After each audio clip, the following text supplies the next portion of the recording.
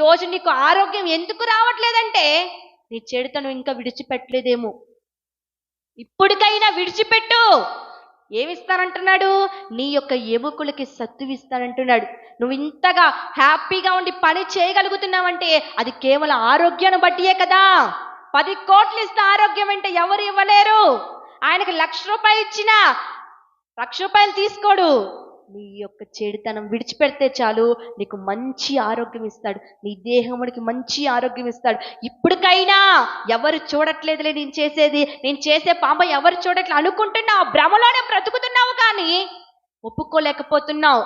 ఆ సిస్టర్ భయపడింది. భయం ఏంటో తెలిసింది. ఈరోజు నీకు భయం లేదా? ఆయన చూస్తున్నాడని భయం లేదా? రక్షణ తీసుకున్నప్పుడు అన్ని విడిచిపెట్టావు. రక్షణ తీసుకున్నాక యథామావులు ఇష్టారాజ్యం జీవితమేనా? ఆ డ్రింకింగ్కి, ఆ స్మోకింగ్కి, ఆ ప్యాకెట్కి, ఆ వ్యభిచారానికి, అన్నిటికీ